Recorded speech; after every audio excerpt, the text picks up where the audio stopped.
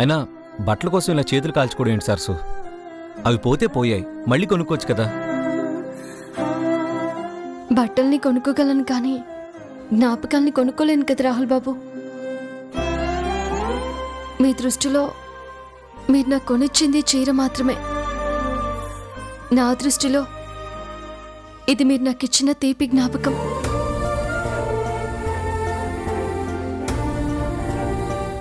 ఇది తీపి జ్ఞాపకం మాత్రమే కాదు, నా పసుపు కుంకాలకి, నా సౌభాగ్యానికి మర్చిపోలేని గుర్తు.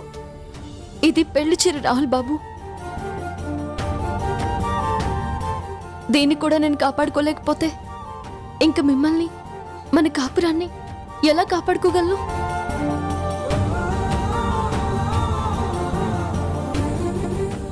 ఏంటలా చూస్తున్నారు? నువ్వింత సెంటిమెంటల్ ఫూల్ అని అనుకోలేదు. సెంటిమెంట్ అనేది లేకపోతే బంధాలు, అనుబంధాలు, మమకారాలు, భక్తి, భయం, అభిమానం, ఆరాధన ఇవేవి ఉండవు రాహుల్ బాబు.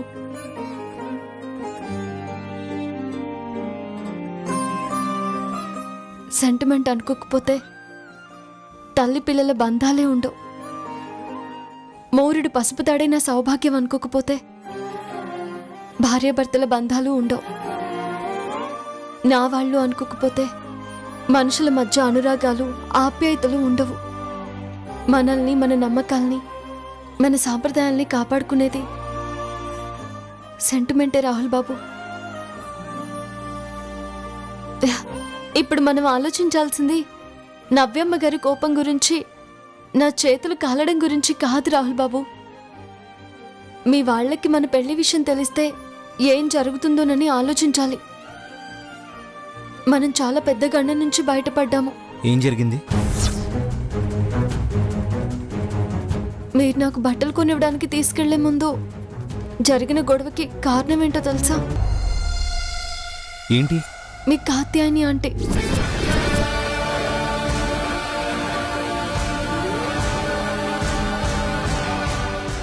నువ్వు రాహుల్కి దగ్గర అవటానికి ప్రయత్నించడం లేదు. రాహుల్కి నీకు ఏ సంబంధం లేదని ఈ హారతి ఆర్పి దేవుడి మీద ప్రమాణం చెయ్యి. ఇది ప్రమాణం చేయటానికి భయపడుతుందంటే ఇది ఎంత మైండ్ గేమ్ ఆడుతుందో నీకేం అర్థం కావట్లేదా శాంభవి? రాహుల్తో నీకే సంబంధం లేదని ఎందుకు ప్రమాణం చేయడం లేదు నువ్వు?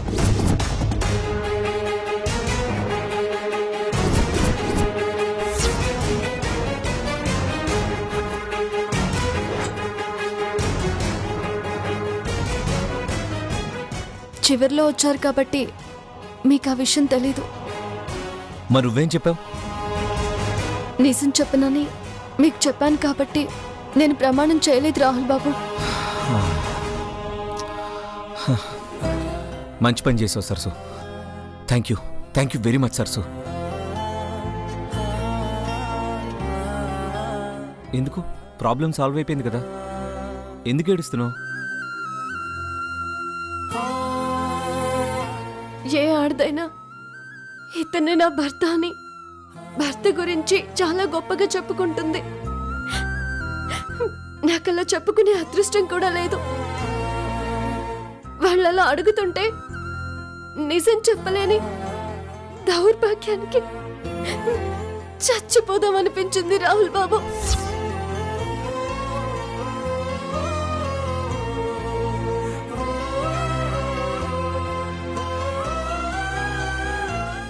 సరసు, బాధపడకు సరసు. బాధపడుతున్నాను కాబట్టి మీ చేత కన్నీళ్ళైనా తుడిపించుకునే అదృష్టమైన దొరికింది రాహుల్ బాబు.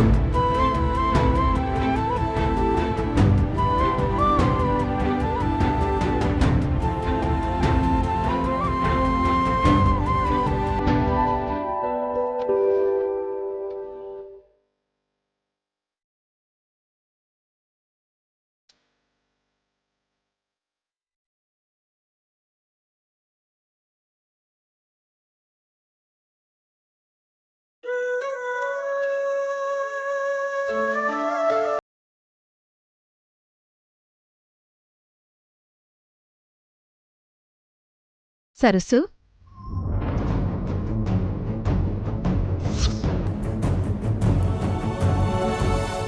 అమ్మా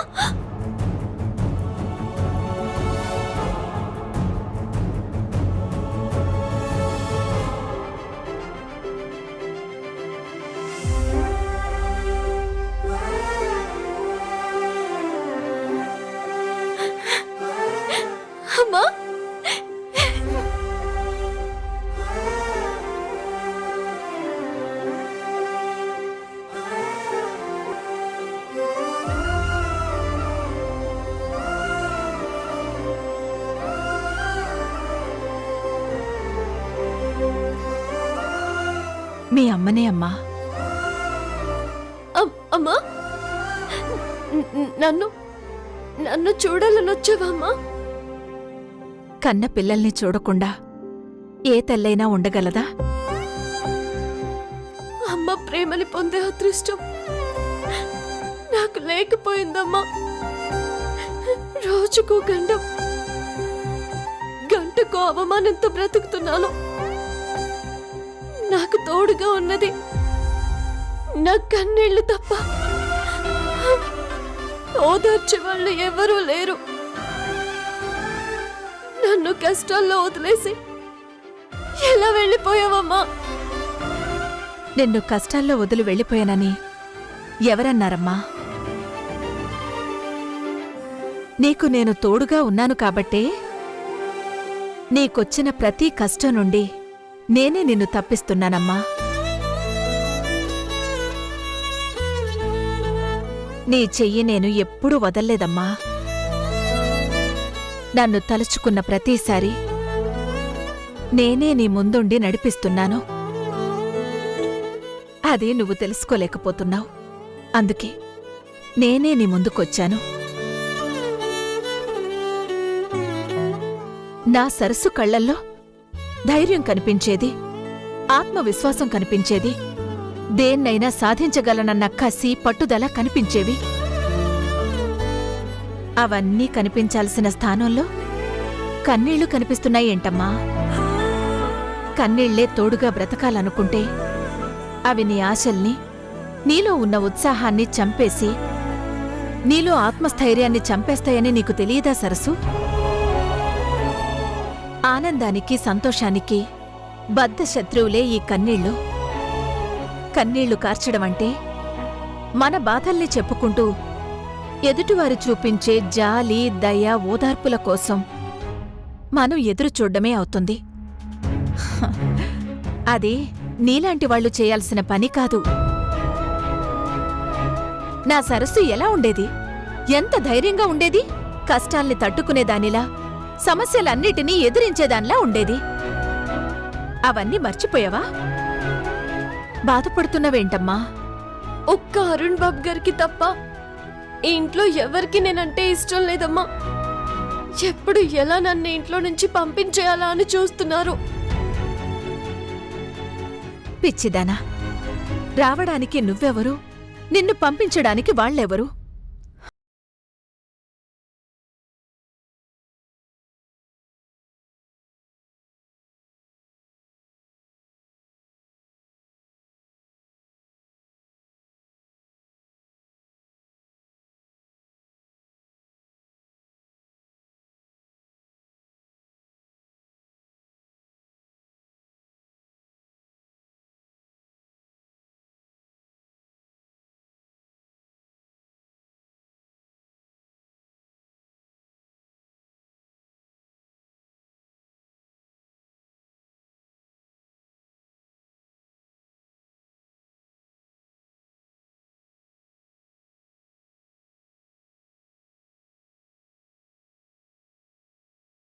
పెద్ద కష్టమొచ్చినా, ఎలాంటి ఆపదొచ్చినా నీ నిజాయితీని, నీ ధైర్యాన్ని ఎప్పుడూ వదులుకోకూడదు. అన్ని సమస్యల నుండి నిన్ను కాపాడేది నీ సహనం, నీ ధైర్యం మాత్రమే. నీ ధైర్యమే నీకు రక్షణ. సమస్యల్ని ఎదిరించడానికి అదే నీకు ఆయుధం.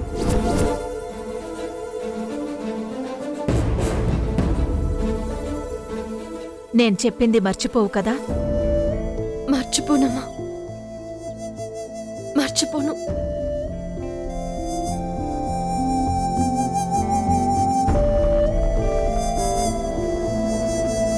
అమ్మా, అమ్మా!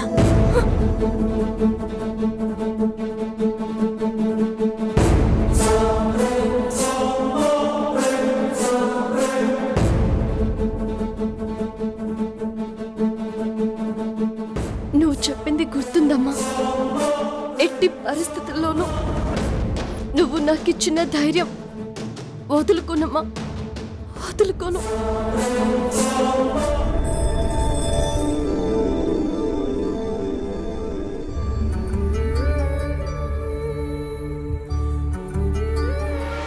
అదంతా తర్వాత ఎక్స్ప్లెయిన్ చేస్తానని చెప్తున్నాను కదా. Come on man, be practical. Please don't irritate me in this agreement. I'll come back. నేనేదో ఈయన అడుగుదామని వస్తే ఈయనేంటి ఇలా ఉన్నారు? ధైర్యం చేసి అడిగితే ఏమనుకుంటారు, నీకెందుకు అని తిడతారో ఏమో. Come on man, I'll call you later. Can't you understand that? Please don't irritate me at this time, okay?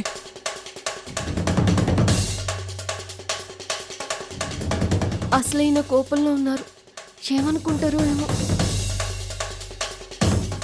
ఏదైతే అదైంది. ఏదేమైనా సరే ఈరోజు అడిగేస్తాను.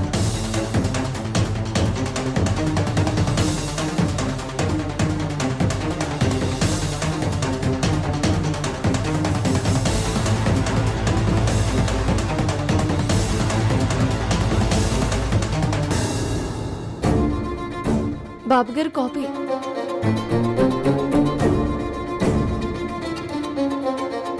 తీసుకోండి రాహుల్ బాబు.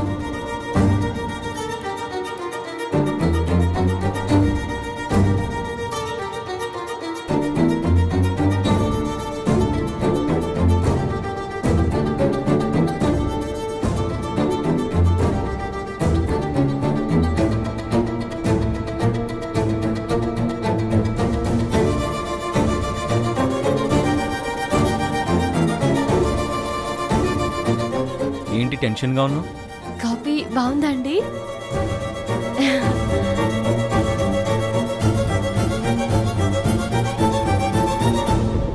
ఏమైనా అడగాల? హా, అడగాలి. అవును, అడగాలి. మీరు కోప్పడతారేమోనని. ఇప్పుడు కోపం పోయిందిలే, అడుగు. రేపు నవ్యమ్మ గారి పుట్టినరోజు కదండి. రాత్రికి కేక్ అది కోయిస్తారు కదా, కానీ కేక్ చేసే వంట మనిషి ఈరోజు రాలేదు. అందుకే నేనే సొంతంగా కేక్ తయారు చేద్దామని. నువ్వు కేక్ ప్రిపేర్ చేస్తావా? హా, గుడ్. చేయొచ్చు, కానీ నాకు రాదు రాహుల్ బాబు. వాట్? రాదా? మరి రాకుండా ఎలా చేద్దాం అనుకున్నావు? అంటే ఆ ఫోన్లో ఎలా చేస్తారో, ఏమేం కావాలో అన్నీ చూపిస్తారు కదండి, అది చూసి చేద్దామని. ఎక్స్పెరిమెంట్ చేస్తావా? అదే ఫోన్లో చూసి ప్రయోగం చేస్తావా అంటున్నా. హా, ప్రయోగం అని కాదు, కానీ మనస్ఫూర్తిగా ప్రయత్నం చేస్తా. ఎలా చేయాలో మీరు ఫోన్లో చూపిస్తే చాలు. సరే.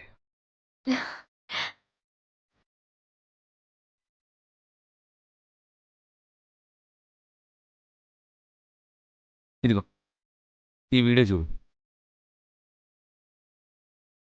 ఇక్కడ నొక్కితే వీడియో ఆగుతుంది. మళ్ళీ ఇక్కడ నొక్కావనుకో వీడియో అటు ఇటు జరుపుకోవచ్చు.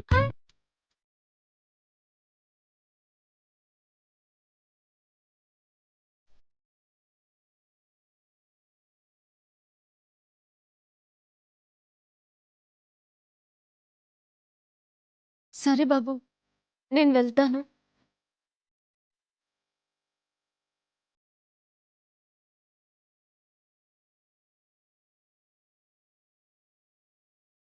కేక్ అవ్వగానే మీ ఫోన్ తీసుకొచ్చి ఇచ్చేస్తా బాబు. All the best. కేక్ని బాగా చేయి. అందరూ నిన్ను నీ ప్రయత్నాన్ని మెచ్చుకోవాలి. సరే బాబు.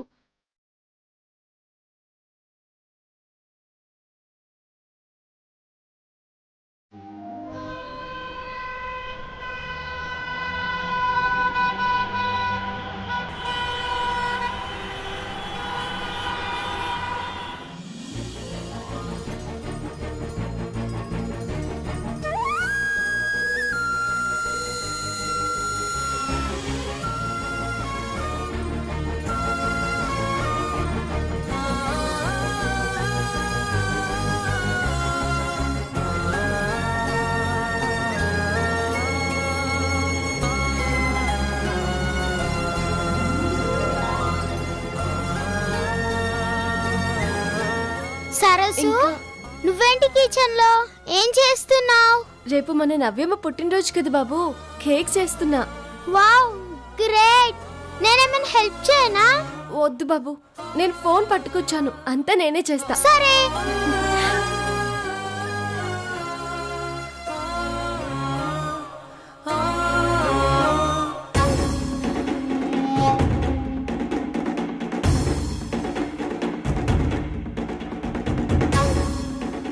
ఇదేంటి ఇక్కడుంది?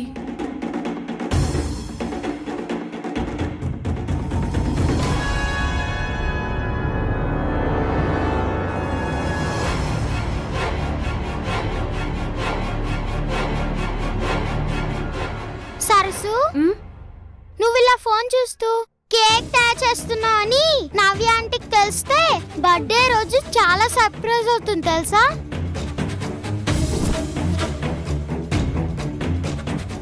ఈవిడ గారు సొంతంగా కేక్ ప్రిపేర్ చేసి ఇంట్లో వాళ్ళందరినీ ఇంప్రెస్ చేయాలనుకుంటుందన్నమాట. అది అనుకుంటే మాత్రం మనం చూస్తూ ఎందుకు ఊరుకుంటామే? పద దాని పని చెప్తాను. వద్దమ్మా, డైరెక్ట్ అటాక్ ఇస్తే నిన్నట్లా డిఫరెంట్ వేరియేషన్ చూపించి రివర్స్ అవుతుంది. దీనికి ఎలా బుద్ధి చెప్పాలో నాకు బాగా తెలుసు.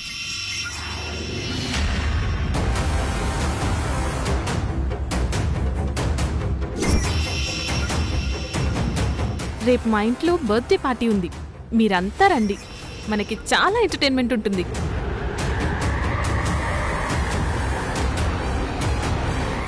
ఎవరికే ఫోన్ చేశావు? నా గ్యాంగ్కి.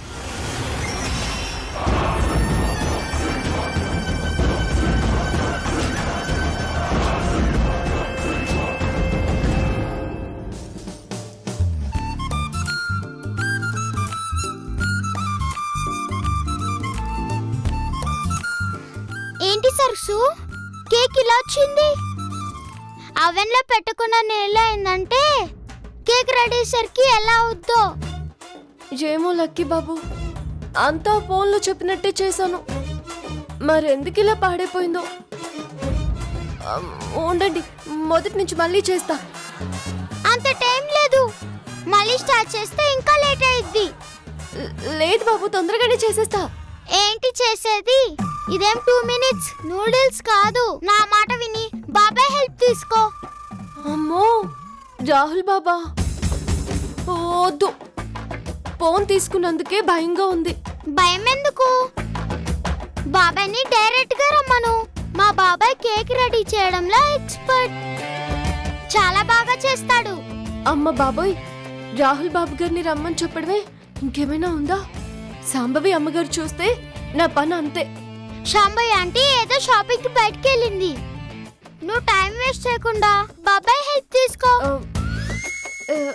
కానీ రాహుల్ బాబు, మనకంత టైం లేదు, ఆ తర్వాత నీ ఇష్టం. సరే, నేను పిలుచుకొని వస్తాను. నువ్వు వెళ్ళడం ఎందుకు? నేను ఫోన్ చేస్తాను కదా.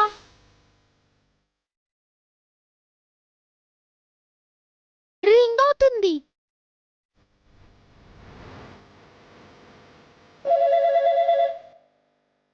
హలో బాబు గారు. సరసు, చెప్పు. కేక్ అయిపోయిందా? అంటే బాబు గారు, అది ఫోన్లో చూపించినట్టే చేశాను, కానీ ఇదేదోలా వచ్చింది. అందుకే ఒక్కసారి మీరు వంటింట్లోకి వస్తే. ఏంటి, నేనా? అంటే బాబు గారు, అది బాబాయ్, నువ్వు కేక్ బాగా చేస్తావని నేను చెప్పాను. నేను రమ్మడానికి సరస్సు భయపడుతుంది. భయం ఎందుకు? నేను వస్తున్నానని చెప్పు. అలాగే బాబాయ్.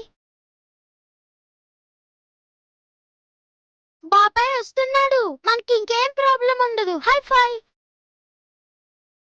చెయ్యివ్వు.